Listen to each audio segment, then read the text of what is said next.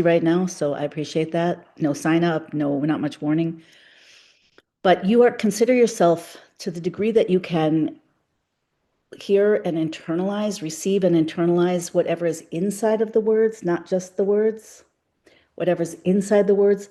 Consider yourself a channel, like a carrier wave or like a connector between whatever is coming through here and whatever needs to go out into the world. Okay, I say often that this soul tribe is imaginal cells. What are imaginal cells? Imaginal cells are specific, like what the caterpillar is an early phase of the butterfly. I'll say this and then we're going to slow down and make a connection before we go into the rest of the material. But I want you to just be with what I'm saying. Let yourself apply it to you. So if you were a caterpillar and you were the early phase of the butterfly, that's meant to be you, meant to be you, what would be happening to you right now? And that's not a frivolous question, because in very real ways, you are that. All of humanity is. Adam was created lofty. Adam was a spiritual giant. He could see from one end of the multiverse to the other end. He was able to see not just the outside layer of everything, plants, trees, animals, people. He could see the inside, the divine letters of the channels of divine speech, of divine energy that were bringing those things into being. That's the default state of a human being. That's your default. But that was not good enough. And that's why there was a fall. Because through the fall, we dig deep into our soul, whether we intend to or not. That's what happens. Your soul is always growing. It's always growing in power and strength and influencing your body and your identity and your world, whether you know it or not.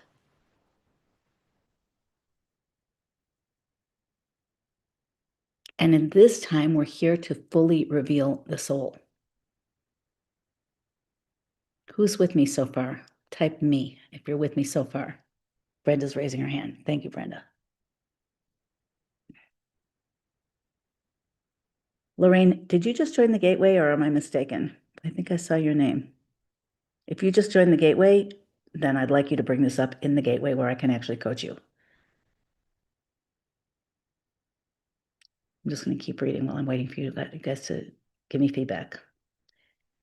All the things, the overwhelm, rolling with everything like water, says Vanessa, feeling a bit up in the air this morning, so much going on. Feel like the matrix is glitching, seeing cracks in the quantum realm. Tired but hopeful. One of our rabbis prayed for me at the, oh, hell yeah, that's really nice. Hello from South Carolina. Discombobulation of signals through the field, deep tethering flow with source, unanchored in person. That's so interesting. The caterpillars retain memories. I wonder how they figured that out. They pull the caterpillars. Yeah, so you guys are with me. Okay. So the main thing is I want this to be, I do want to give you space, definitely, even outside of the chat, if we have time afterwards, to share or to ask questions or whatever. We'll see where we go. It's not going to be that long. But I do intend this to be a transmission, not from me, but through me and through you, so that whatever it needs to come in now through us will come in. So the way that change works, I saw a little short video once on Mark Twain, and started out with I'm speaking to Claire Marie, who's from Hannibal. Sorry, I can't resist. So it started out with this riverboat, the paddle boats on the river. I grew up in Minnesota, so I saw some of those paddle boats, and the whole thing started by somebody, the riverboat conductor or whatever, saying Hannibal, Hannibal, Missouri, bringing back memories. Just finished chapter 3 of Shar Yichud. Whoa, that is some hefty learning. Because she said, Chapter 3 is wild. Chapter 3 is like a cosmic roller coaster. Still paddle boats here. Memphis. that's mine. David, keep just Your game keeps rolling. guys Mute yourself if you can. Okay, let me go into what I want to transmit so we can leave some time for you guys to transmit also. So I have a few things that I want to say, a few things I really want to share. First of all, how does how does a soul's consciousness become embodied in you, the human being, in the caterpillar? How do you become that butterfly? So we're not going to be in a cocoon and then, we're just shut down and it just happens. No, we are co-creative. We are conscious beings. We're created in the image of God, of the divine. Therefore, we have to participate. We have free will. So in our case, the metamorphosis doesn't start with physical. And certainly not, it's not instinctual. It's a metamorphosis that starts with consciousness. A metamorphosis that starts with consciousness. So what do you know? How deeply do you know it? Like we can know I'm a divine being that is protected by God, and we could know that I'm a helpless human in a crazy world. Like which of those are you going to know, to really know? So our knowledge, we have to choose what path of knowledge we are going to wire to. That doesn't mean it happens instantaneously, but that's first the choice. What do you desire? What do you choose? Where is your will? And then if we choose the path of metamorphosis, we're all going to go through metamorphosis. If we choose the path of conscious co-creative metamorphosis, then it's a very different story than if we're dragged kicking and screaming through tremendous chaos and turbulence. I prefer not. So if you choose the path of conscious metamorphosis, the next place you're going to hit, that's the mind, right? The next place you're going to hit is the emotions, the heart, the character traits. What? If you choose the pattern, if you choose the path of the conscious metamorphosis, divine metamorphosis, then the next thing you're going to keep feeding your mind with divine information, with true information from the mystical Torah and whatever else other sources you feel are aligned with that. And with this process, with the higher you, with the destiny of humanity that's already set, the goal is set. All of creation happened with the goal in mind. Na'utz tichilatan b'sofan, b'sofan b'tichilatan.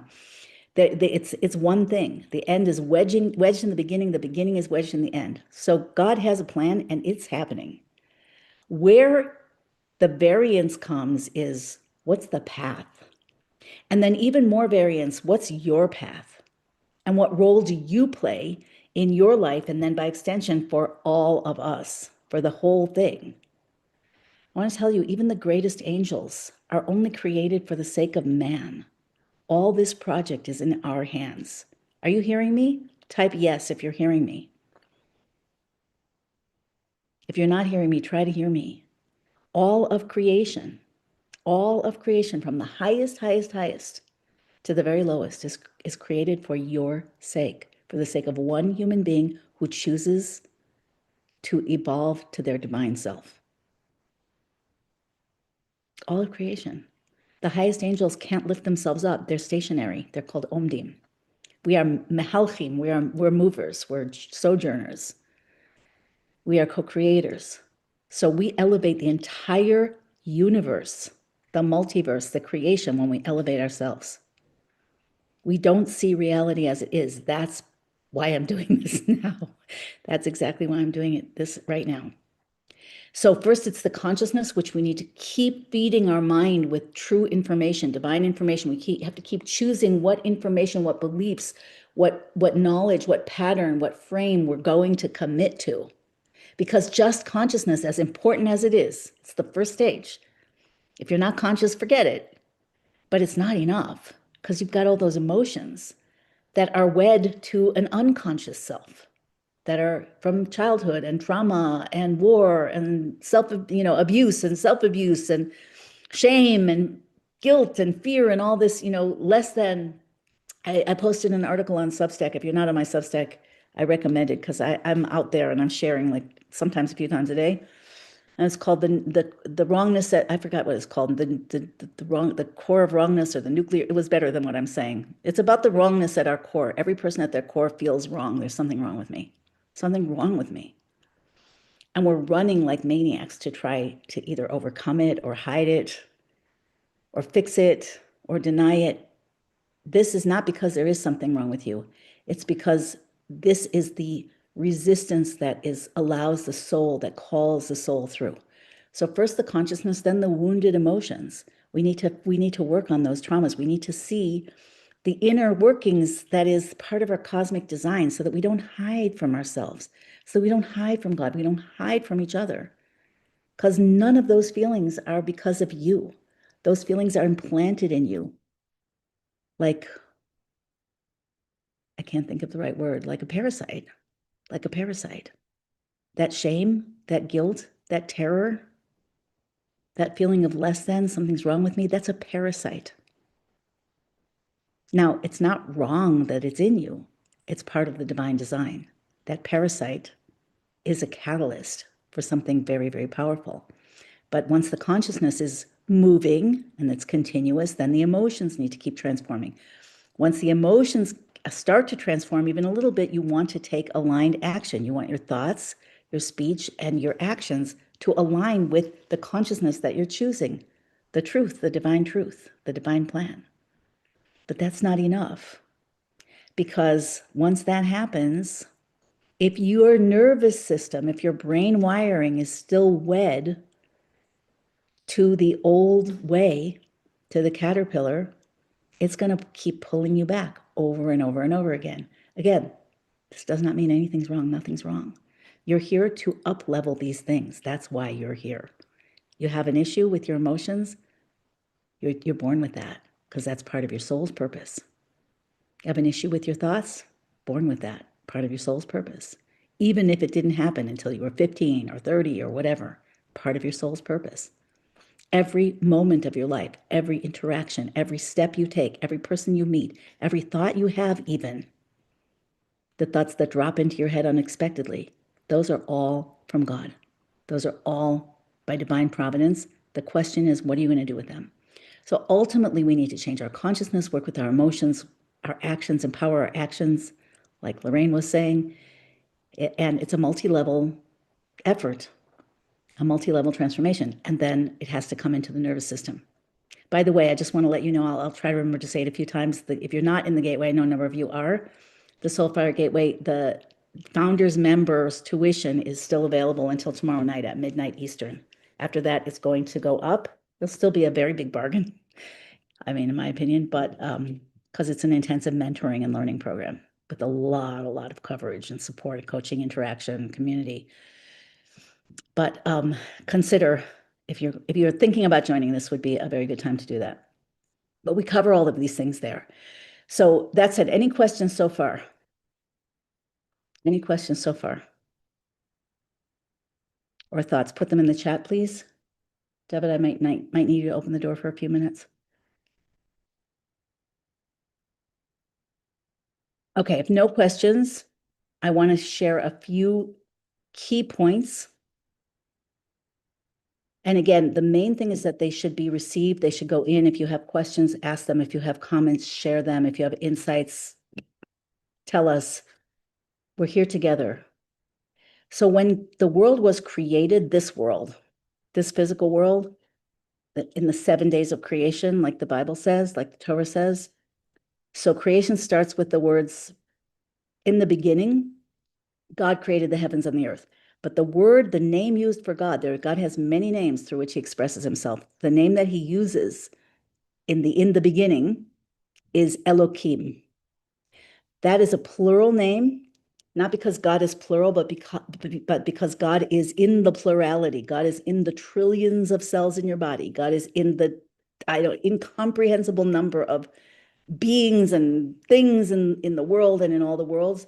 All of them are God. They all look different and they're all one. So Elohim is the name that allows for God to express himself in infinite different ways. And it also is the name that corresponds to nature, the laws of nature, and it's also the name that corresponds to harshness. Maybe harshness is the wrong word, but midas hadin, a world of judgment, a world of constraints and constrictions. Law, cause and effect. You drop a ball, it goes down. Laws of gravity, the laws of physics, the law and spiritual laws as well. Reward and punishment, what you might call karma. So if I'm happy to see their questions. I'm not going to stop for questions, but If I didn't, I'll scroll back afterwards, and if I miss them, you can repeat them again. So this is a world, like this world could be compared to a womb. Actually, because I didn't do this in the beginning and I meant to, I'm just going to stop now for a second. And if you want with me to close your eyes and just ask that whatever needs to be brought down through here, through us, and received and internalized and shared will be. So let's start by connecting to what's really here. God is really here, inside of you and outside of you, higher than you and lower than you, and all around you, and again, in your core.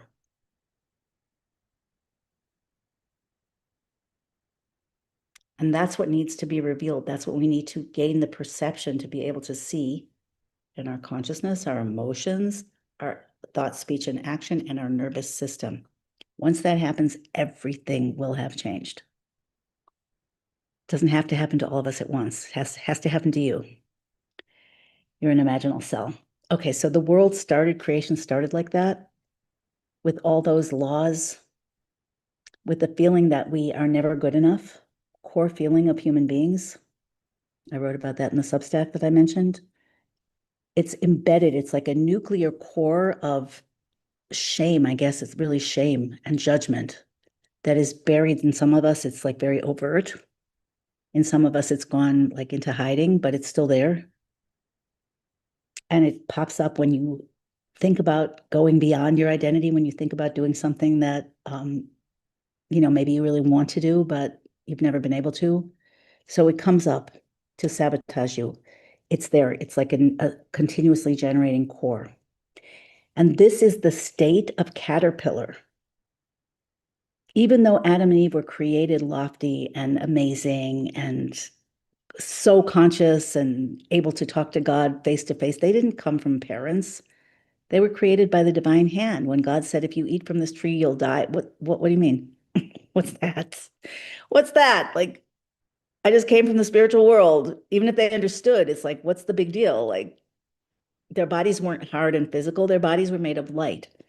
Very easy to move through dimensions. There's no fear and no reason for fear. When they ate from the tree of knowledge, which was part of the divine plan, they dropped in consciousness into the caterpillar state that we're all in now. And since then, we've been in this transformation thing. We've been fighting to survive like a caterpillar, subject to big feet stamping on us. What if there are no leaves? What happens in the winter? We've had caterpillar lives for thousands of years. And now it is time for the transition, the transformation, the metamorphosis into butterfly. So what does a caterpillar know about that? What can a caterpillar do about that? So I just want to keep holding the metaphor with you. And I have basically two other things to say. They're reasonably big things. One is what happens in the month of Nisan. We're in the month of Nisan now. We're in the 12th day. Here in Israel, we're going to go into the 13th day soon. Pesach, Passover, is in the 15th day. It's Wednesday night. And for 7 days here, 8 days in the rest of the world. So in the month of Nisan, which the name of the month has the word nes in it, which means miracle, something that is above nature. So I told you that God created the entire world like a globe. David, can you just show the image for a second? If you've been an incubator or gateway, you know this image, but it's good to look at every day, actually. I'll keep talking until he does that. The graphic, David, of this. Okay. So in this world that we were created in as caterpillars, it's a closed system with judgment, with laws, with karma, with all of that. And it's here because, like a baby gestates in the womb, or a caterpillar transforms, melts down in the cocoon, or a chicken develops in the egg, it has to be a closed system with hard limits in order to keep us in a developmental process until we're ready to handle a bigger world. David, did you hear me? Yeah, here we go. I'll speak to this in a second. So In the month of Nisan, I want you to look at the laws of nature, like when from the beginning of creation, in the beginning, God created the heavens and the earth. He created, like if you would imagine a board game, this is the board game. This is the board where the pieces, we're the players, we have pieces, we have, it'd be Monopoly, we have a certain number of resources, we get the cards that take us where we have to go. You go to jail, you pay the tax, you do the this, you do the that, you got $200, whatever it is.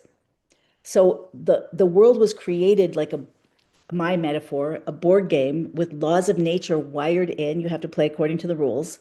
But the month of Nisan,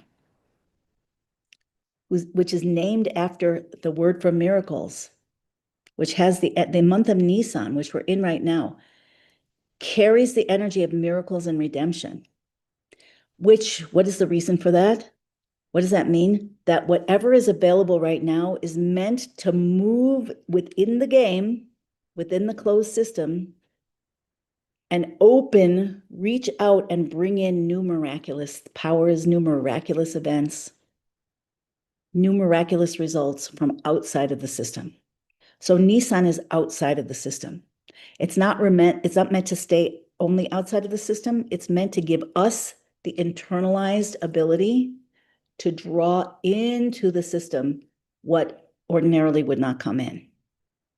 So when we get born, we're not leaving the world. In case anybody's unsure about that, our destiny is not to go to a higher world. Our destiny is that the higher world will come and find its home in this world, that this world will expand and expand and expand, that your body will become supernatural, that you will become supernatural. And I'm going to talk about that more in just 1 or 2 minutes. I want to explain the image so we can take it off the screen again. This is your higher self on the outside holding the sphere, which is the world. And then this is your lower self, your human self inside the world. So from the perspective of the human self, it's so exciting. Are you kidding? From the perspective of the human self, you're inside of a closed system. Who feels inside of a closed system a lot of the time? I know everybody does, but feel free to say me. Share your experience. But from outside, and both of these are you, both of these images, David, what's happening with the arrow? Both of these images are you. But one aspect of you, the higher self, is outside of this entire world, bigger than the entire world. And the human aspect of yourself, the truncated small, I call it the avatar, because it's a representation of the real you, which is holding the world bigger than the world. The world is inside of the real you. The world is inside of the real you. So your representation inside of the world that's inside of you is dealing with fear, is dealing with shame, is dealing with guilt, is dealing with death. Hopefully not, but we all have, is dealing with this whole crazy breakup of our universe. So imagine now inside the world, everything's cracking and things are going crazy and we don't know what's happening. So if we stay disconnected inside this closed system, we are not going to have the consciousness, the emotions, the sovereignty, thought, speech, and action, and the nervous system shifts that will allow us to connect fully with our higher, bigger self. That's right here. Close your eyes for a second and connect with yourself and see if you can feel something beyond what's in your body.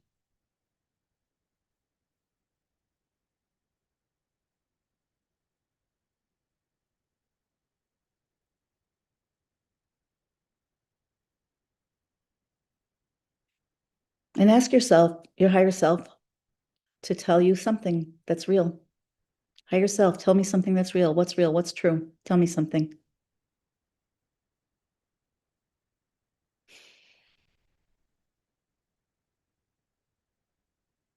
I'd love to have you share in the chat what your higher self tells you, if you're willing. If you don't get anything, ask again. Even if you do get something, ask again. You'll hear something more. And if you don't, you just need to practice. So what is this? This is your lower self inside of the closed system. You're made of love. Nice. There's more than this. See, words of truth. I'm being held and protected. I'm not small. There's joy in you. Keep going. Love. Life is a stage. So I want to give you a little pro tip. Anything that your higher self tells you is true. How to apply it? You can ask that too. You'll probably get some answers. You can ask anything you want. Hashem hu Elohim, God is the God of the world, is the God of beyond the world. I'm being held effortlessly. I'm supernatural, running to the heavens. You're adorable. I like that. You're real. You're not limited to the past, and you're loved. Beautiful, beautiful, beautiful. So close your eyes and do it again. By the way, this is a Farbrengen. I'm going to, it's traditional to have a drink at a Farbrengen. I have some wine. If it's 11 o'clock in the morning, you might not want to. L'chaim. To authentic life. Miracle Gate, view from high up. Yeah. I want you to do this again. Why? Because we're learning something with our mind. Our emotions are being affected by it. We're using our sovereignty, our thought, speech, and action to lift up beyond. And this is impacting the nervous system. It takes more than just one iteration and just one thing, but let's do it again. Some days the challenge is focusing. Yeah, usually that's the challenge. Once you know a lot. I had to go away for a minute. If you could walk us through a little bit, do the guiding for the second. It's really hard to understand what you just said. Can you type it in the chat? Because your voice was very blurry. Okay, just type in the chat and I'll read it. I'm holding you and helping you. Wait for it. Let's try one more time. I'm going to try with you. Higher self, tell me something real. Tell me what's true. Tell me what you'd like me to do. Tell me what you want me to know. Tell me what you need. You can ask any of those questions.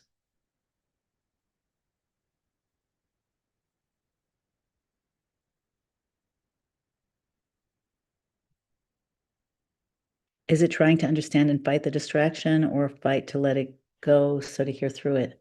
I'm going to save the questions for a little bit later. Don't forget them, please. Surrounded by love and protection, knowing more than I think I know. You're a light in the world. You have everything you need. Don't give up. Turning, you're brilliant. You're light. I love this. You see, your higher self loves you. Can you guys see that?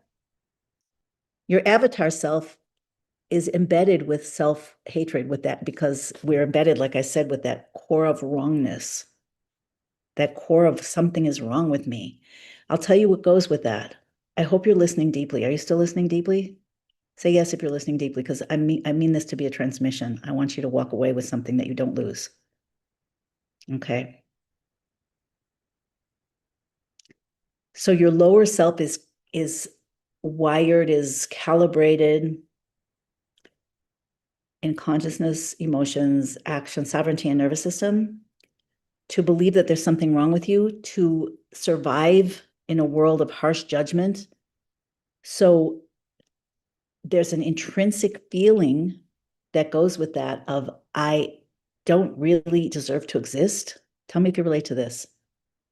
Say relate if you relate. I don't really deserve to exist, and therefore I have to continuously earn my right to be here. My higher self is having fun. Relate, yeah. This is universal. This is universal. So think about that for a minute. How tough is that, besides navigating this crazy matrix, that we feel we have no intrinsic right even to be here? And we have to continuously earn our right just to be allowed to be here and not feel utterly horrible. Sometimes we still do. So that needs to change. That's the core of exile. That's the core of exile. And that's the caterpillar. That's what keeps us low to the ground, vulnerable to giant feet or mice or birds. That's not who you really are. So what is meant to happen to awaken consciousness that remembers? The higher self wants to awaken the lower self. When you just now asked your higher self what's true, it's talking to your lower self. Notice how it loves you. Notice how it has your back. Notice how it's right there. Did anybody's higher self give you a kind of feeling or message that it wants you to listen better, that it wishes you would believe it, that it would like you to stop being so skeptical?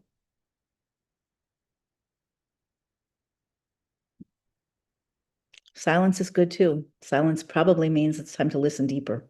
So if you want, Carrie, you can feel yourself opening and just be in a listening state. You can be in a listening state for a month or more and vessels to hear something deeper are developing. So there's not a right way to do this. This is a very real process of real metamorphosis. Okay, you can take the graphic away, please, David. An image of a snow globe inside me. Have some fun. I love that. So, you guys, is there anybody that didn't have the experience that your higher self loves you, cares about you, is not actually judging you?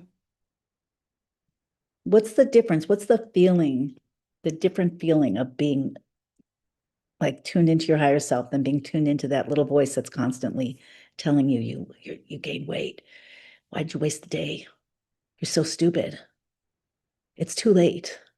The world is so scary. Am I safe? I'm not safe. What am I going to do? Why are they so mean? I don't understand. I don't have it. I can't. That's what your little voice is saying to you all the time. That came from the snake. You think it's personal? It's not personal. It's not personal. It knows how to sound personal because if it didn't, it wouldn't get you, wouldn't keep your attention, but it is universal, universal. Everyone in this Zoom or on YouTube, everyone in the world has that little voice that's beating you up 24/7. Well, at least in your waking hours, maybe in your dreams. But what is your higher self, your true self, your true self, your real self? What does it know about you? What does it feel about you? Grounded without the mental chaos, expansion, peace, calm, beloved. Yeah. So, you know what my higher self said to me? When the second time we asked, my higher self said, please believe me. Just want you to believe me. Stop being skeptical. Wisdom with sweetness. I can do it. Yeah, there's something in the silence. So it's becoming more normal. But you see, remember I talked about how it starts with consciousness. So there's a war for your consciousness. Do you guys realize that there's a war for your consciousness? There's a war for attention. The powers that be need to keep the attention of as many human beings as they can, or they're done. Because they know awakening is happening. It's happening. There's metamorphosis already happening. You don't have to start it. It's already happening. The question is, are you going to be this way about it or that way about it?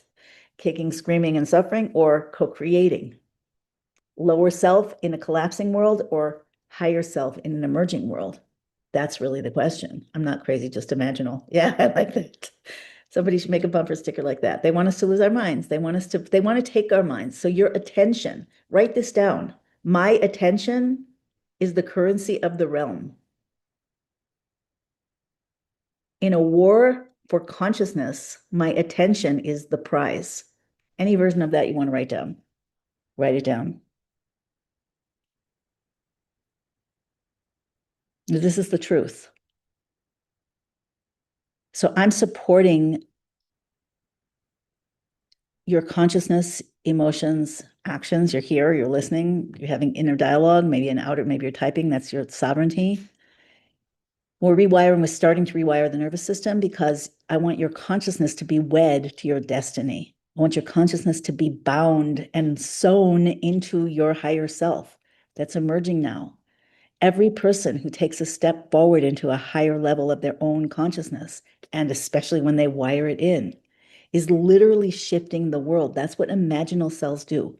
The imaginal cells in the butterfly, I don't care if you've heard me say this 20 times, I'm going to say it 100 more times, 1,000 more times. The imaginal cells in the butterfly are the dormant cells that didn't go the way of all the other cells. They weren't activated. Like a lot of us are sitting on the sidelines watching the other people, like figuring it out, and we don't know, or whatever. We're so sensitive, we're so deep, people don't get us, however that works for you. The imaginal cells, when the caterpillar starts to melt down, as the world is starting to do, the imaginal cells start to activate. It's the time of the imaginal cells. And when a few imaginal cells activate together, the immune system of the caterpillar no longer attacks them. If you've experienced people in your life saying you're crazy, I'm sure you have. What you believe is crazy, that's the immune system attacking you. But when you're in a group of other people that see it like you do, and you can connect to your higher self and they can connect to their higher self, you know you're not crazy. You know you're at the head of the train, as I say sometimes. You are an imaginal cell. You are here to activate yourself, to become your real self. And in doing so, to shift the path of all of the rest. Not only you as part of this soul tribe. That is why we're here. Yes. Okay, so in Nissan, the laws of nature are created in the world. Rosh Hashanah, they're renewed. And in Nissan, the power of miracles and redemption comes into the world in a far greater, more powerful way. It has to be internalized by us. That is reason number one that I'm doing this right now. I want you to understand what's happening. There is a new actual energy for miracles, for supernatural, for co-creation that never existed before the beginning of this particular month in the Hebrew calendar. And it's only increasing in its revelation as we approach Pesach, as we approach the Seder, and it's not over at the Seder. It's all throughout the holiday, and then then when the holiday ends, it just continues to be internalized more and more throughout the year. But we have to know what it is. It's our job to internalize it. How do we internalize it? The Rebbe explains. We internalize and activate this supernatural, miraculous power by understanding consciousness that we are here to become miraculous by our nature. The Rebbe said this literally in words that we have to make miracles by our nature. Make miracles by our nature. How do you do that?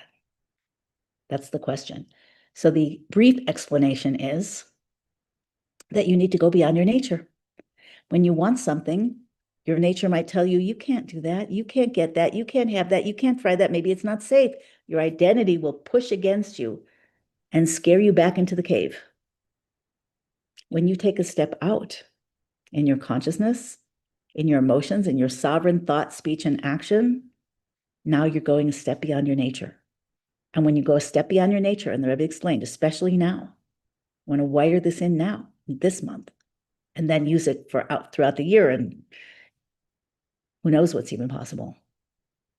You want that. I want for you, I want for me, I want for all of us that as the world goes into more breakdown, like the shell is cracking, we are emerging strong, sovereign, supernatural, more and more and more, beloved, protected like the higher self. Okay? So the path to miracles that must be walked now in this month, today and every day, we're in the 12th, going to the 13th, is to go beyond your nature on behalf of a desired and desirable goal.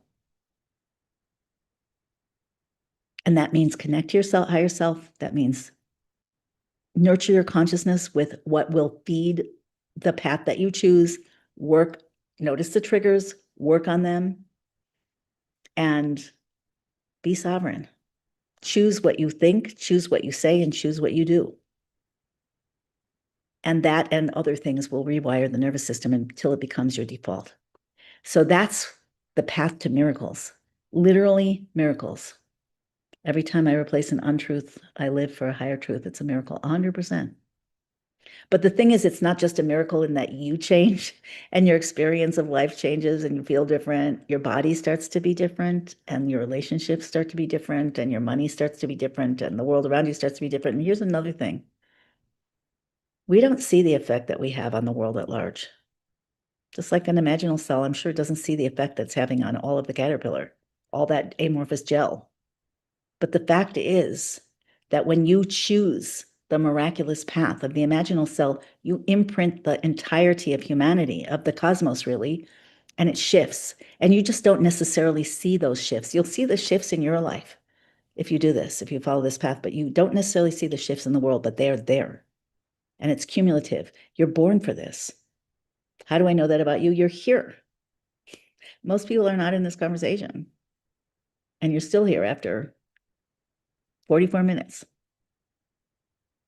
Okay, so this is not in question. The question is, what are you going to do to download this supernatural power of Nissan to go beyond your own nature on behalf of what you truly desire, why you're truly here? We are born for this.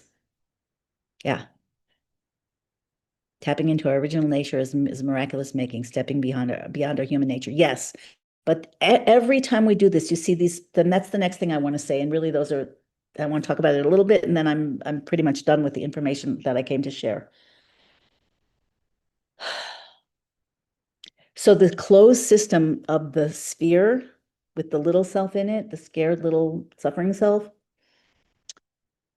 the world that is described in the 7 days of creation with the name of God, Elohim, that's the closed system. The Rebbe explains, and he explained it in 1963, in a discourse that very few people have probably learned, that there are 2 stages of redemption. We're in the redemption process now. There are 2 stages of redemption, of Geula, and the first stage is an increase in intensity, an increase in war. He quotes the prophet Micah, who says that there will come a time when the remnants of Jacob will be surrounded by many nations, to the point that they will not be able to hope in humans or depend upon man. And then the Rebbe says this specifically is referring to the first stage of redemption. Now, this is not hard, really. It seems strange until you think about how this is how all birth works. When the baby is about to emerge into a giant world, its world gets smaller, not bigger. There's increased tightness, there's pressure, there's contraction, there's a narrow passage. When the chick is ready to be hatched, it's too big for the shell. It's not that all of a sudden it's in a big world and that's the first stage, and then it's at a bigger world. No, the first stage is constriction. The first stage is constriction.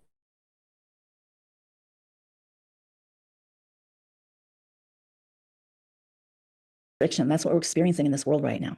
Increased threat, increased anti-Semitism. I know to this entire thing, increased pressure on consciousness, increased pressure on humanity, breakdown, disturbance, everything that we're feeling, more fear, more confusion, more anxiety, all of it. That is the beginning of the birth process. That is the beginning of redemption. That's where we are. Now, what do we want to do? We can't just sit and, I mean, you could, but in my worldview, we can't just sit and wait, because we're imaginal cells. We can't wait for something to come and happen. Even though for 35 years, I've lived and breathed the idea of Mashiach, of the Messiah, of the Messianic redemption. But I have come to the conclusion, I don't mind if I'm surprised, but based on every sign and piece of evidence I can see, including the things that the Rebbe said, we are here to make the state change. We are connected. We carry Mashiach in us, and we are part of Mashiach, of the Redeemer, of the redemption process.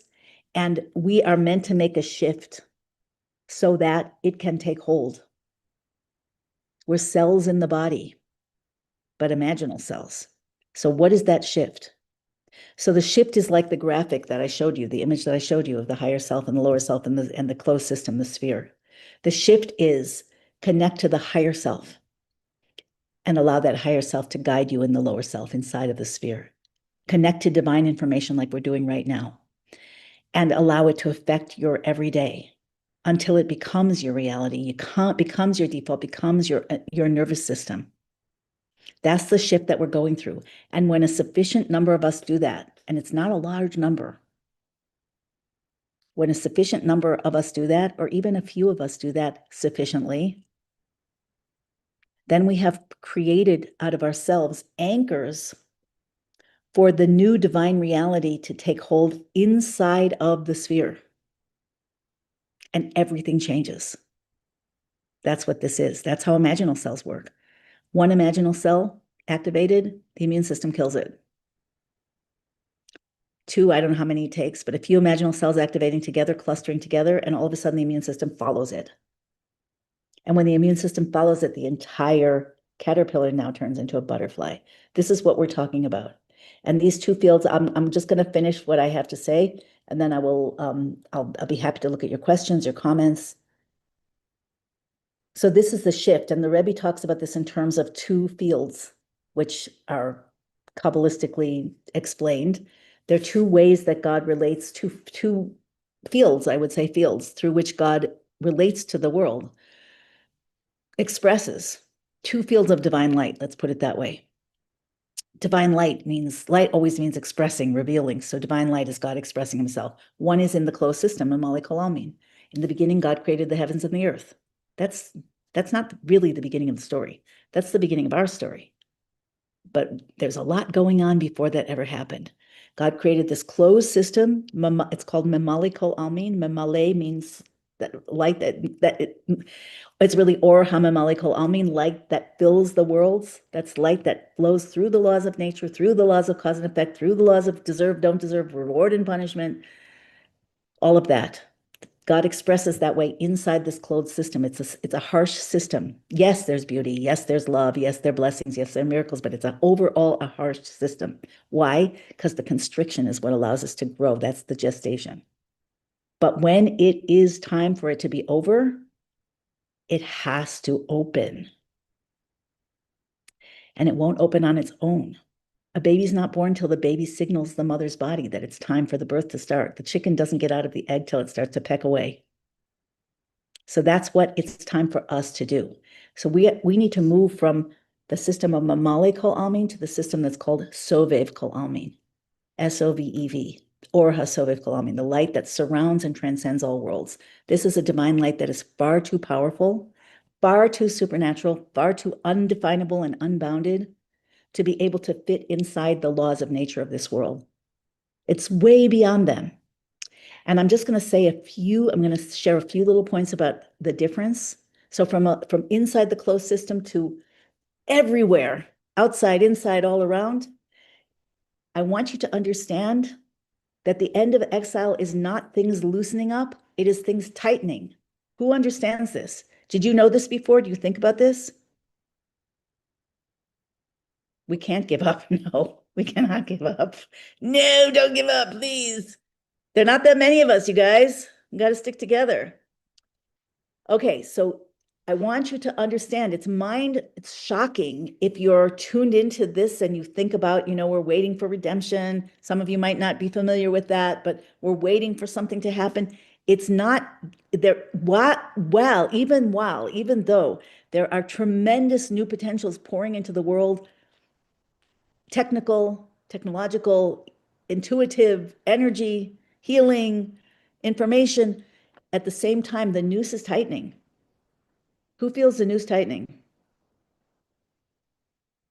The noose is tightening on purpose because that's how birth works. Birth is a tightening. I really, really want you to get this. Birth is a tightening. So when you see things tightening, what is not the right response, even though it might be natural? What is not the right response? I'm waiting for someone to tell me. When the noose is hide, it's not the right response. Resistance, despair, that's the word I was really looking for. Scream, fear. Yeah. So I just want to say this again. I want you to write it down because it's counterintuitive. We think that when the noose is tightening, when something is getting harder, it means it's going away. No, it means it's pushing you out. If you're sitting on something that you really, really, really, really know you're supposed to do, how do you know? Because you long for it, because it keeps coming up, because you can't let go of it, no matter how discouraged you are. No matter how many times you say it's too late, it's not possible, I can't, I blew it, blah, blah, blah, blah. Whatever it is, trust, ask your higher self right now what's true about that. Ask your higher self. It's your best friend. It's your guide. My book. Okay. I want to hear from you guys. If there's something that you're sitting on and you think it's not for you, I want you to remember that when the noose is tightening, when the pressure is increasing, when you're triggered more, it's because you need to go through a state shift. You need an upgrade in order to match what it is that you're here to create or experience or receive. Am I being clear? Am I being clear? Yes, no? So I just want to really bring this home. The noose tightening is not the sign of it's not working. It's the sign of birth is starting to happen. You're not standing still anymore. Now, this is true personally. It's certainly true in the world. So the control grid, I start calling it the Borg from Star Trek. The control grid is not going away. It's not giving up. It's not meant to fade. It's meant to pop you out of this whole matrix. Okay? It doesn't mean you're not going to be living in the physical world. You are going to be living in the physical world, but you're going to be connecting to the higher world of Soviet Kol Almin, your higher self within your avatar. So if there's one practice I want to give you for the rest of Nissan and for the rest of everything, it is to ask your higher self and to listen and to believe what it says. And don't stop with a general comment. Oh, you're here to be the light. How? What's in the way? Make that connection starting in your consciousness. Remember, consciousness, emotional patterns, sovereignty, thought, speech, and action, nervous system. When I show you that picture of the higher self with the sphere with the lower self, it's going into your consciousness. You now can choose it. Then you're going to get triggered because your emotional patterns were set up from inside the harsh closed system. But then with your sovereignty, we're going down the 4 levels. With your sovereignty, you can choose. What am I going to think about? What am I going to speak about? And what am I going to do? Including, how do I work with these emotional patterns? Again, I invite you to join the Soulfire Gateway if you're not in it, because we're going to ramp up what we're doing in there, and it covers all of this and more. I don't know where we'll go because we're in a birth process. And it's a time of miracles. We have to be supernatural by our nature. So that is the way that it needs to go. So the tightening does not equal despair. You'll feel despair. When you feel despair, your consciousness can tell you it's time to work on, to release a trigger, to transform a trauma, and then your sovereignty, your thought, speech, and action, the help that you get, whatever you do, can make that happen. And now there's more of a clear connection between all parts of you. You're upgrading the system. Your nervous system is being rewired. You are changing who you are. That's how metamorphosis works. Something melts down, something new happens. So again, repeating the point, the noose tightens. The contractions increase, the shell gets smaller. The meltdown is happening. It doesn't mean it's over, it means it's beginning. It means it's beginning. I really want to hear from you guys. I want to hear one sentence explaining how you take this. I want to make sure it's going in. Years of teaching insight, truth, and intuition. Yeah, but things are accelerating now. Everybody doesn't have to go through the same hard path.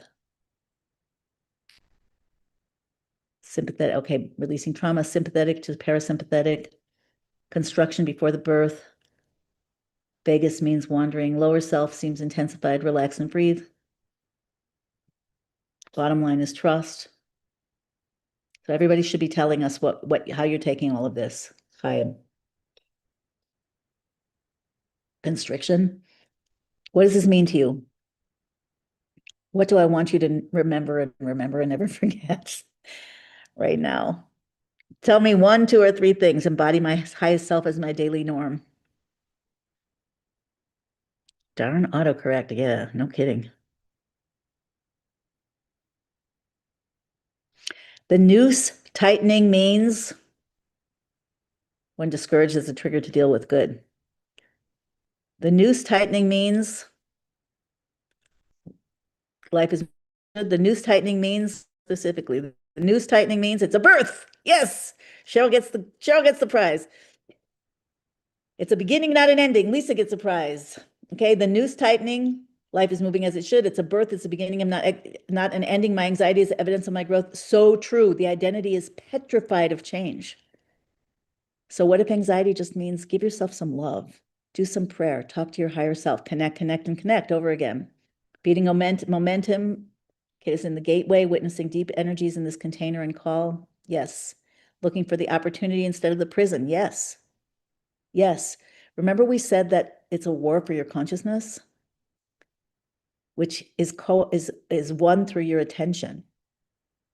I'm as prone to this as anybody else. It's easy to get triggered. It's easy to get scared. There's pretty much nothing easier. And when you do, There's nothing wrong with that. The question is, what are you going to do next? Like, who just said that? My anxiety, Nancy said, my anxiety is evidence of my growth. Are you going to tell yourself this is evidence of my growth? This is the meltdown. Where's the trigger that I can work with? What's something I can do to support myself? How can I connect with my higher self? What's a question I can ask? What's a positive action I can take? Something I can do to shift my nervous system? Anytime you do any of those things, you're activating your sovereignty. And the war for your consciousness is being won by the right side, not the wrong side. Do you understand this? It's not the feelings that are in your power. The anxiety, you're not causing it. It's being gifted to you in order to give you the choice of some step of growth, some leap of growth. That can be in consciousness, emotions, sovereign thought, speech, and action, or nervous system upgrade. You are a sovereign being. Okay, so I hope this is clear. And now I just want to point out a few correlations. So in these two fields, just to bring it home a little bit, and then I'm done with what I have to say for now. Shortest class ever. Okay, it's not really a class, it's for bringing. All right, so when it's Mamali Kol Almin inside of the closed system, laws of nature, cause and effect, reward and punishment, good and evil, all of that stuff. What is our highest spiritual state that we can achieve within that matrix? Does anybody know?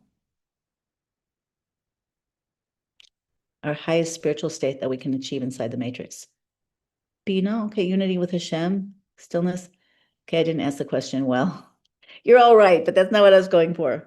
So the highest, actually, according to the Torah, the highest spiritual state that we can achieve when we're still in our consciousness inside the matrix, our consciousness. So our consciousness isn't unity with Hashem, then we're not stuck inside the matrix, right? Not unity with God yet. So our consciousness inside the closed system, when we're stuck inside of it, when we're subject to its laws, the highest state that we can reach is faith.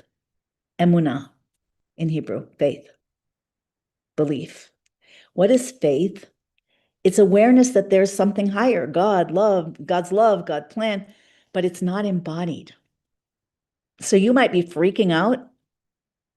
You might be in despair and terror, whatever it might be. Hopefully not, but we all go there sometimes. And you can enact your soul's power. You can activate, if you try really hard, your soul's power of faith. Your soul has the ability to believe that there's a God and to allow for that, to comfort you in any situation. It's not easy. It's not as easy as falling off a log, that's for sure. No, it's not bitachon. It's emunah, faith. That corresponds with the closed system. In the closed system, you're separate from God. You're small, like that little human self. That's us. We're small and we're separate. We're looking from inside at the big, big, big world. We might know we have a higher self. We might believe that there's a God, but do we feel it most of the time? No, we're in this closed system where it can't get in. Information just keeps circling, the past just keeps circulating over and over again. So the best we can do is to have faith that there's something more. And that's a powerful thing, but it's not enough. So the shift that we're being asked to make now with the power of Nissan and with the power of these times and the pressure of these times is a shift to the higher field of Sovev Kol Almin, the divine light that's outside of the system. That's where your higher self lives. I had an experience, I've said this in a couple of classes that I've done. I'll say it again. I was in a plane a few years ago, and suddenly I got nervous. You know how that happens? You start asking yourself, like, why is this thing in the air? How far am I really from the ground? What was that noise? Whatever it is. So I started to feel that, and I don't like that. And I suddenly had this thought or image. What if it was almost like a question that I asked myself, what if I am not inside of this plane? What if the plane and the sky and the ground and the whole thing is inside of me? I don't even know where it came from. But as soon as I focused on that as an image, I started to imagine that it really was true. Like I'm looking down and there's the plane and there's the globe and there's the air and whatever. And all of a sudden I was completely, but I mean like deeply, deeply calm and unafraid of anything. And it literally felt like it was happening inside of me, like I exist. So as I explained that we feel we have to earn our right to be here. I'm going to say this slowly because it's very subtle, but it's so important. Human beings inside the matrix inside Mamali Almi, this closed system, have an intrinsic feeling that we don't exist. I'm not real. Anybody relate to that consciously? Brenda does. If you listen carefully to your inner thoughts when you get scared, you'll see. If you go deep and really listen to yourself, that we have an intrinsic feeling that we're not real. I mean, basically, we feel completely vulnerable, right? As long as we're not like distracted or like lying on the beach or something. We're a millimeter away from total vulnerability. We even know that, until we make the shift, nobody's here to stay. It's a very, very disconcerting way to live, that's for sure. So, and that's all wired into the nervous system. So the core feeling or perception that's so deep in us that we don't even think about it consciously. Most of us aren't consciously aware that we believe this, but we do. That I'm not real. I'm not solid. I'm dependent on grace to even stay alive, to even stay in existence. Now, that's not the higher self. That's coming from the avatar self inside the sphere. That's the core experience of the caterpillar. If you listen deeper, you'll see it's true for you. It's very subtle, like I said, it's very deep, but it's the core that keeps generating everything else. Danger, yeah, danger is the core state. Even if we sit on it, like if you look, you might find that you're not that far from, how hard is it to trigger you? Hopefully it's getting harder or will get harder. And that's why we feel the need, the endless drive to be better, to perform, to fix ourselves or to hide or to prove or to, not be judged. That's why we're so like, I know somebody, I'm close to somebody, a family member actually, who's obsessing about something that happened, something that happened that caused him to have a certain belief when he was little. And it's still, we all have this. It's because we are dealing with an intrinsic feeling of not being real. So we live in our stories and we live in our fears and we live in a sense of disempowerment and sometimes terror. That's the small self. That's the identity self, the avatar self. That's what happens in Mamalikal Almin because it's a closed system. You're separate and you're small. That's why when the news tightens, and the Rebbe says this specifically, I'll end with this, we're meant to make a shift, a quantum shift, a state shift. That's what Pesach is, Passover. It's called a dilug. The word Pesach comes from, the name Pesach in Hebrew for Passover comes from there are two different terms. One is that means jumping, like we leapt over a quantum leap from slavery to freedom, from impossible to it happened already, from separate to God just took us out with his own hand. He didn't send an emissary. He didn't send an angel. He took us out himself. Full revelation from utter concealment. That's a quantum leap.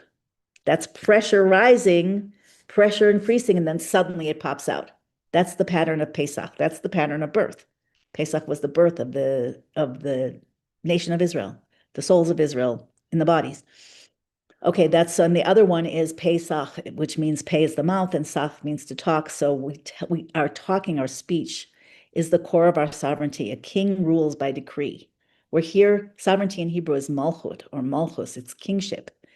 What's the core of kingship? The king, yes, acts, the king thinks, but how does the king rule his country? Through speech. So when we choose our consciousness through our speech, and we align ourselves accordingly, not suppressing, upgrading, transforming, truly aligning, we are deciding reality. And this war for consciousness is really a war over who gets to decide what reality is. Is it God who says redemption is underway, or is it the Borg? Is it the other side? And you're a player. You're a very big player. So when the news tightens, we need to make a shift out of the closed system. Yes, we're still in it, but we're now connected to everything above it, around it, and deeply buried within it, and we become supernatural. That's what it means to become supernatural.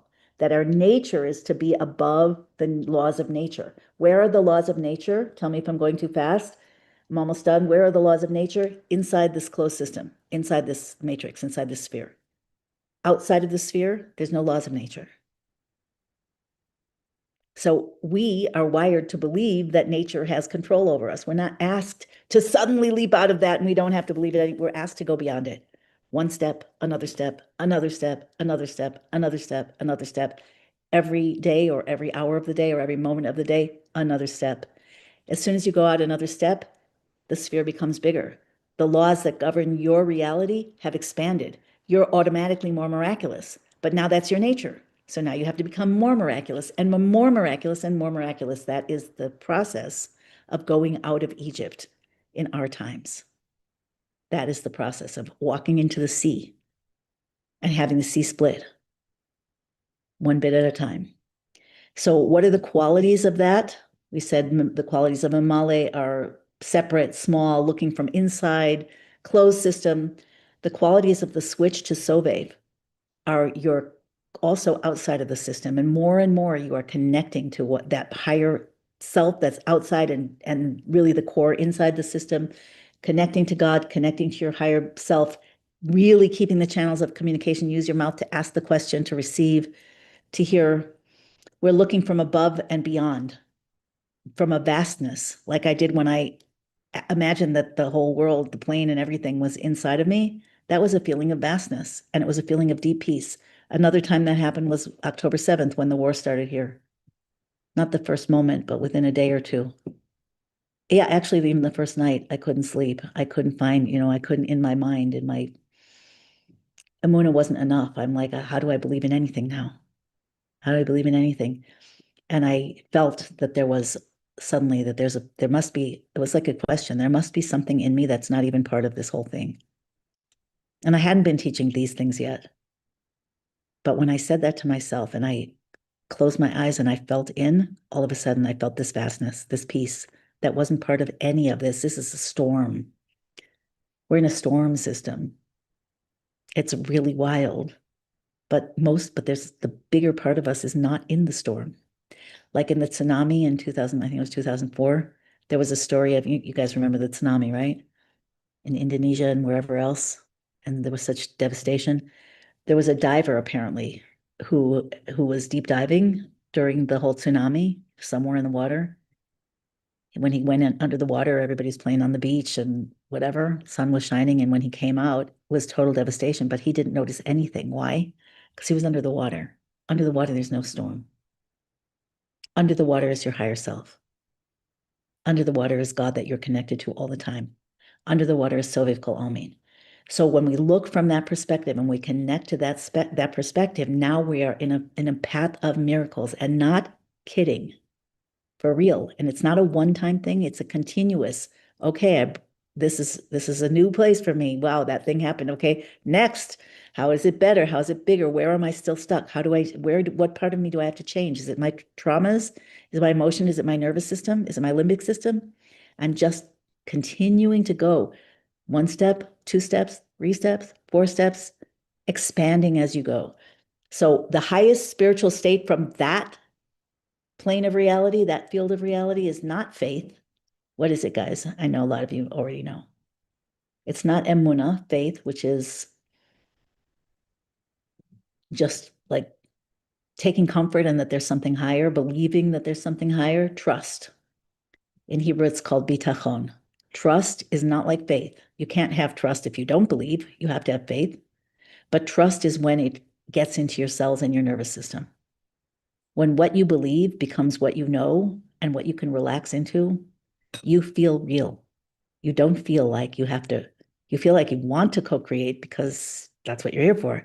You don't feel like you have to in order to earn your existence. You don't feel separate from God. You don't feel judged.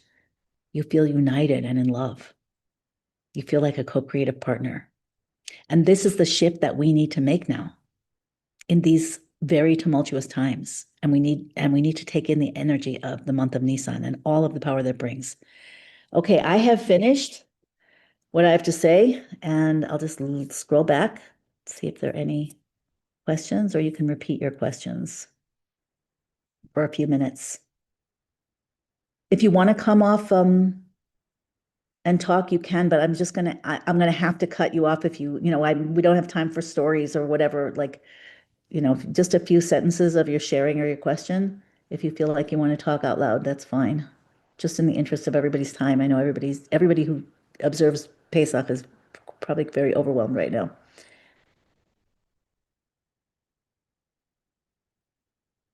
Yeah, I'm just still scrolling.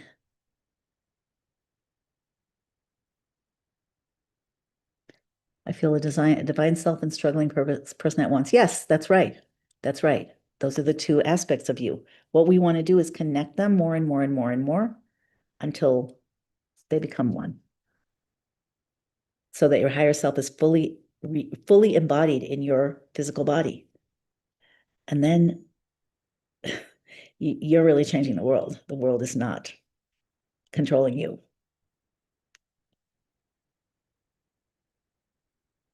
Self-compassion. Anybody? Did I discourage you all from talking? Is it trying to understand and fight the distraction or fight to let it go, so to hear through it? Um, well, it depends on the distraction and your own pattern. But in general, it depends on how much time you have in the moment. The more you can look at anything that you have going on from the perspective of your higher self, connecting like ask your higher self right now, what is the reason why I always feel distracted or why I feel I have no time? It's really good to start by benefits and what is the cost. There are always benefits of a pattern that's not really serving us. Always. There are benefits that protect the identity and the ego. They make us feel less vulnerable. Just keep in mind that feeling of I'm not real. If you have a further question about it, you could be more explicit. We get a glimpse of miracles. I'm reading what your higher selves were saying. I'm scrolling up. Higher self doesn't talk. You just have to, it's just a practice. If you just don't assume that it has nothing to say, you just have to learn how to listen to its voice. It's subtle. It's like, have any of you guys ever been trained in, I'm sure some of you have, energy healing? You can feel energy with your hands. Anybody play with the energy ball? We're not going to do that right now. But it's nuts. You can't feel energy. You think you can't feel energy if you've never been exposed to it, but it doesn't take 5 minutes before you can feel energy. You just have to know what it feels like, and then you can feel it. So it's like that with listening to your higher self. You don't know how to, you don't know how to hear it. It doesn't sound like me talking to you. It sounds different, or it might show up in images, or it might be a quick flash. So until you get comfortable and you understand what it's supposed to feel like, it can feel like it's not there, but it is there.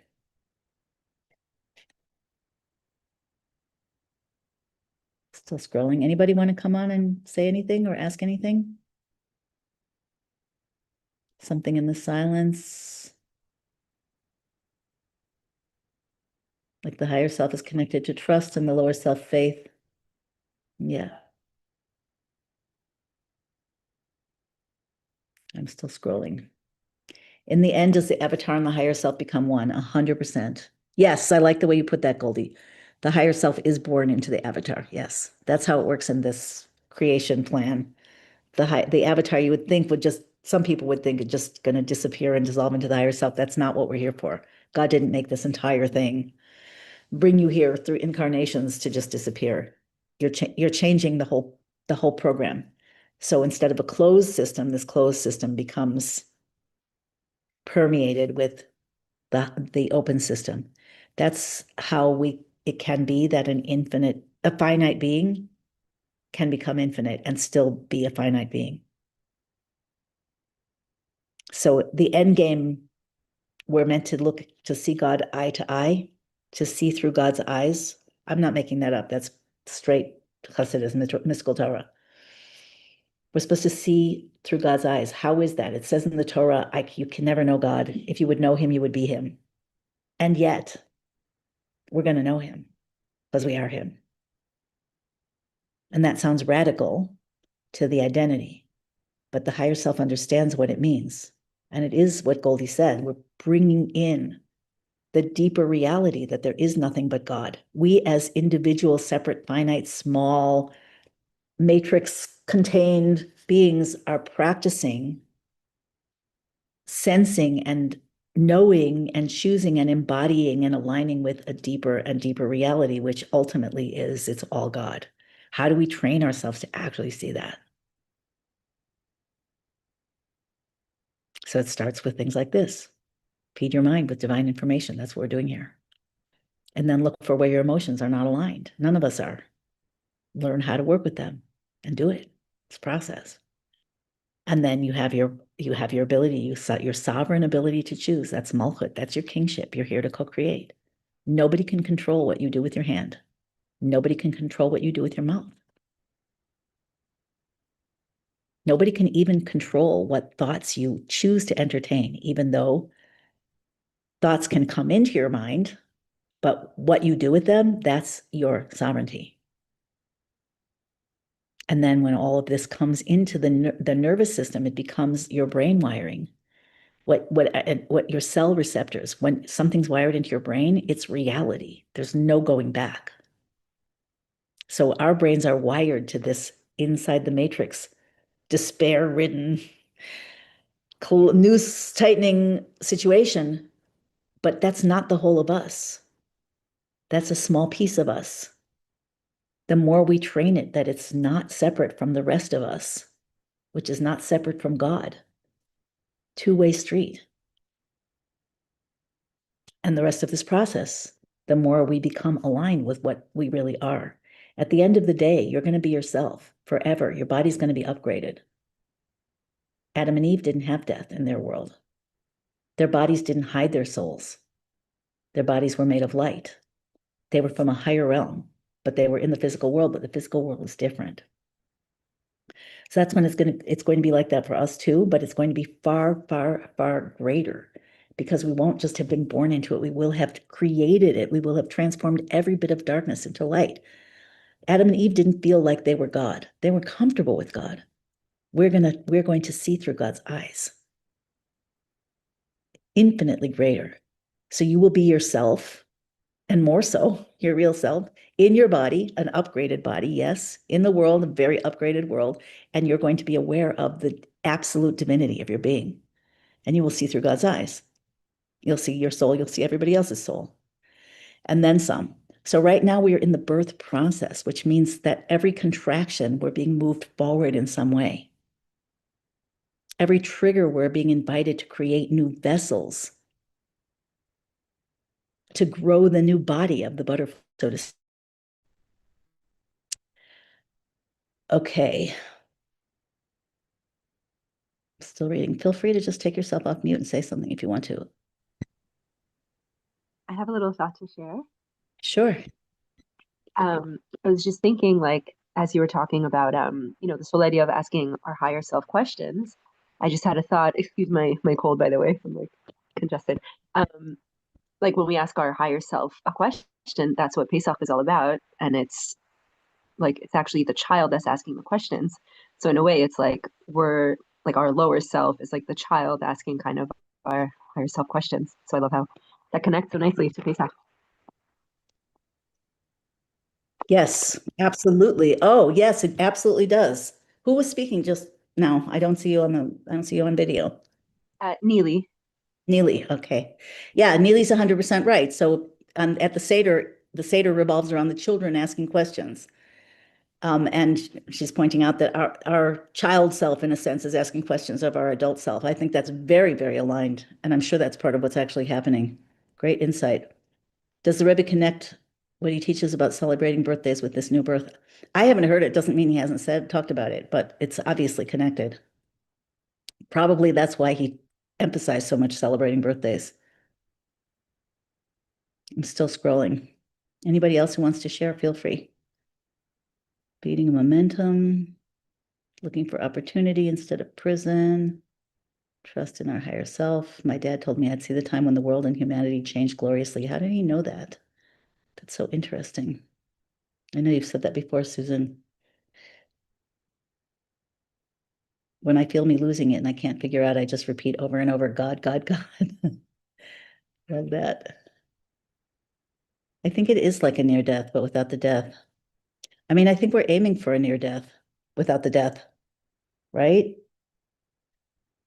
There are various sources in the Torah that talk about the state of being that we have to, the state of mind that we have to hold in order to make the shift. One expression is says the Mashiach, the Redeemer, will come when we're in a state of Hesach Hadas, which means that our consciousness, our lower consciousness will be, it literally, people translate it as will be distracted, but it doesn't actually mean distraction. It actually means that our hold on reality as we know it will be removed. Is that happening now? It's starting to. Don't resist it. Allow your hold on reality as you know it to be uprooted, because that opens you to something much, much, much, much deeper and truer.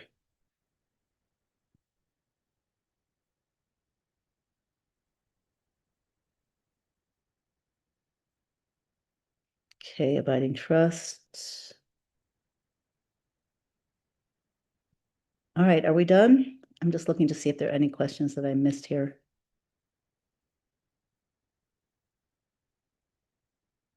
If I'm driven, can it be delusional? Um, we could all be delusional. It depends on how you're driven. Yeah, that's a question. It's a general question I can't answer specifically,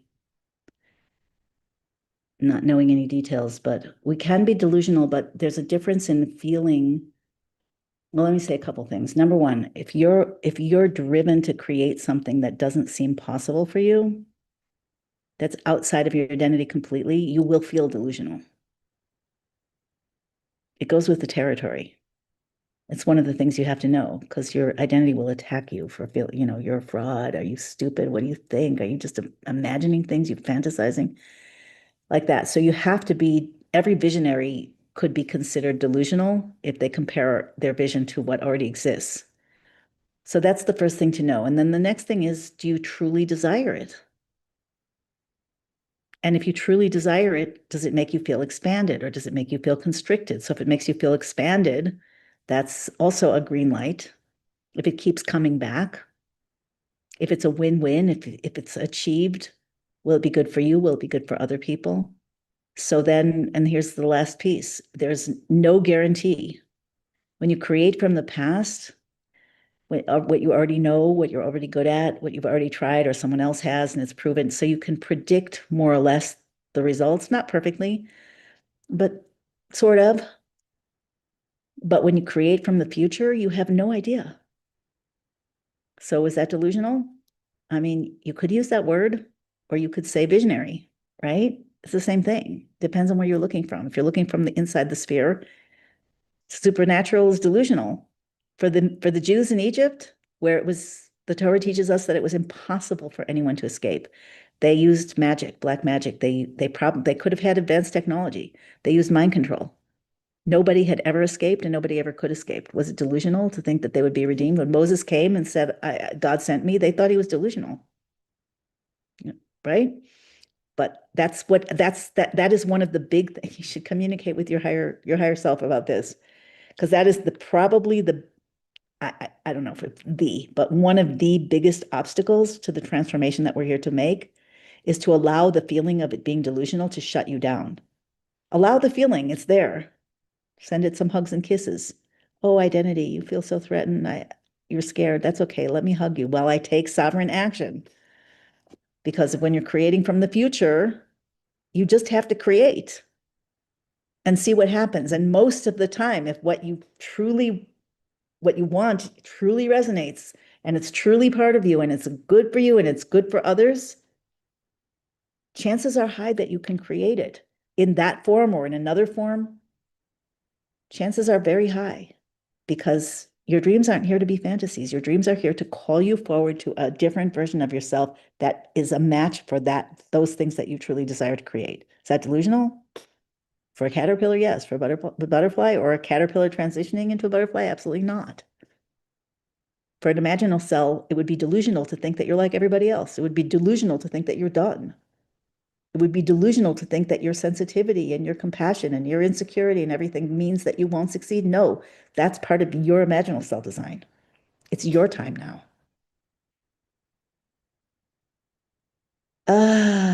If I would be myself, I'd be alone. That's a nice curse. these things can be worked with. Our limiting beliefs can absolutely be worked with. It's not for sissies, but I've worked with my limiting beliefs for many, many, many years now. And it's 100% possible. You have to really want something. Nobody changes. Nobody goes past those like scary moments if they don't really want something. It either has to be that the pain of being where you are, staying where you are, or not getting where you want to go is more than the pain of dealing with the discomfort of creating, co-creating. David, could you put up the image again for just a minute? Somebody asked.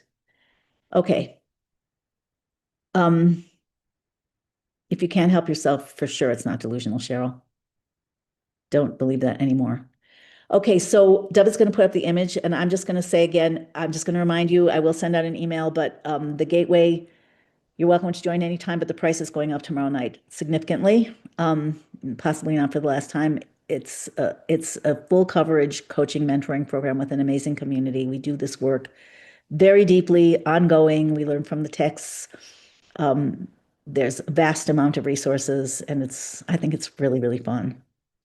So if you want to join, this would be a good time. Maura Shifra. Yes. Hi, this is Yisrael from Los Angeles. First off, thank you, dear, for your wonderful and generous teachings over the years. Much appreciated. Oh, thank you. I want to share real quick a game and I put it in the chat.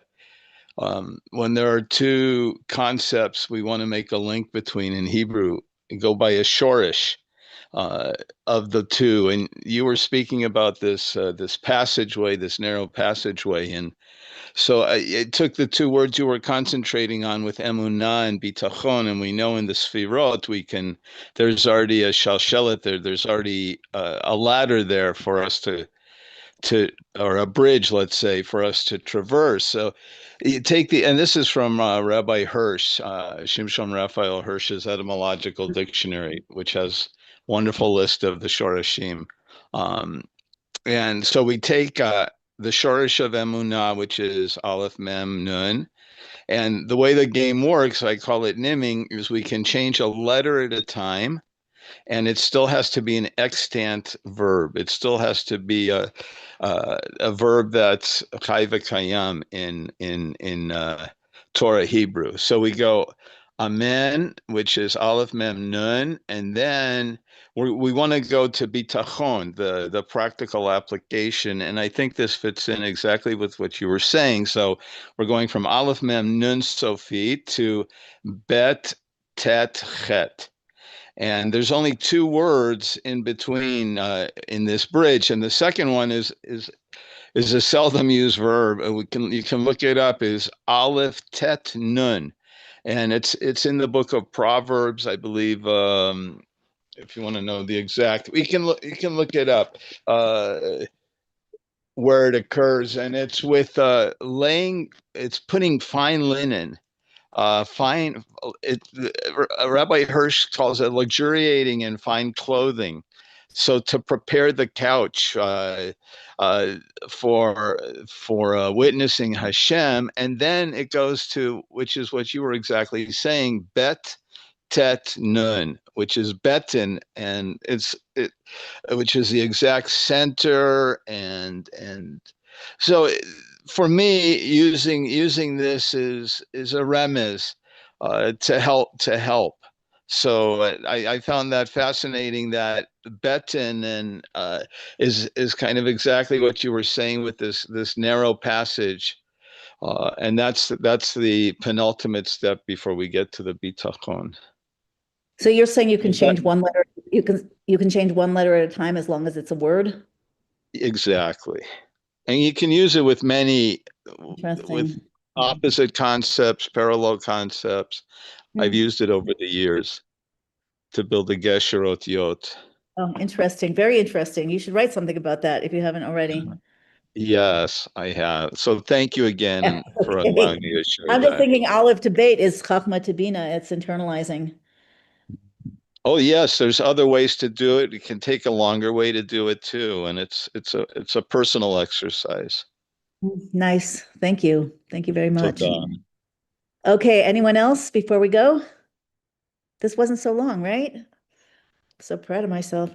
A real for bringing everybody talks and everybody drinks, but we have to have more time for that. Not 2 days before Pesach.